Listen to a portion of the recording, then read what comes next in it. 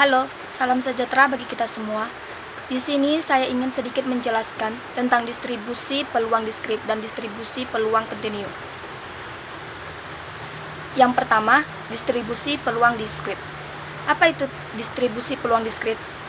Distribusi peluang diskrit adalah suatu tabel atau rumus yang mencantumkan semua kemungkinan nilai suatu pengubah acak diskrit dan juga peluangnya.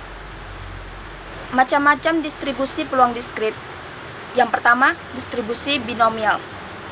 Distribusi binomial memiliki ciri-ciri, yaitu 1.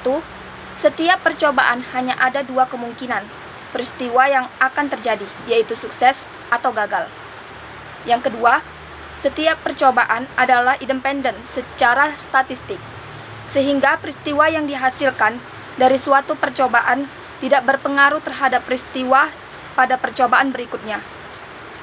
Yang ketiga, peluang peristiwa setiap percobaan tidak berubah. Selanjutnya, apabila pada suatu percobaan sukses, P dan percobaan tersebut dilakukan sebanyak N kali, maka peluang sukses X kali adalah sebagai berikut. Berikut ini adalah rumus rata-rata dan juga rumus standar deviasi peluang diskrit binomial. Selanjutnya, distribusi Poisson. Distribusi ini menjelaskan jumlah kejadian dari suatu peristiwa selama interval tertentu. Peluang sebuah sukses terjadi secara proporsional dengan panjang intervalnya. Interval-interval yang saling tumpang tindih bersifat saling lepas.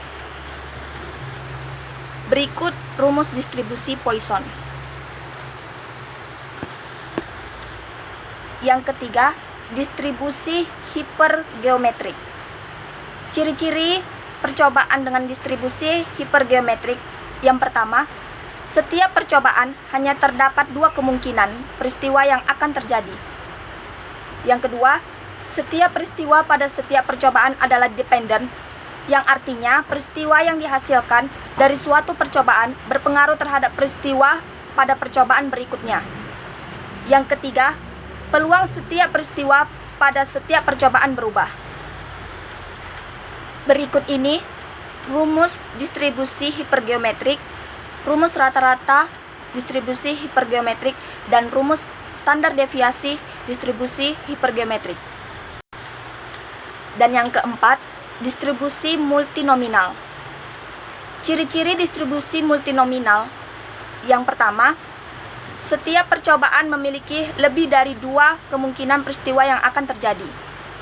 Yang kedua, setiap percobaan adalah independen secara statistik, sehingga peristiwa yang dihasilkan dari peristiwa pada percobaan berikutnya. Yang ketiga, peluang setiap peristiwa pada setiap percobaan tidak berubah. Lalu kita masuk pada distribusi peluang kontinu. Distribusi peluang kontinu adalah perubah acak yang dapat memperoleh semua nilai pada skala kontinu.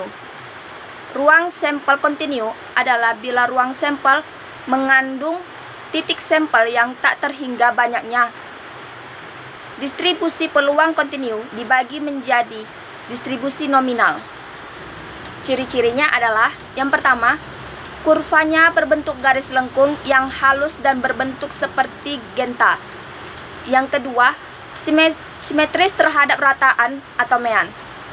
Yang ketiga, kedua ekor atau ujungnya semakin mendekati sumbu aksisnya tetapi tidak pernah memotong. Yang keempat, jarak titik belok kurva tersebut dengan sumbu simetrisnya sama dengan standar deviasinya. Sekian yang dapat saya sampaikan. Terima kasih.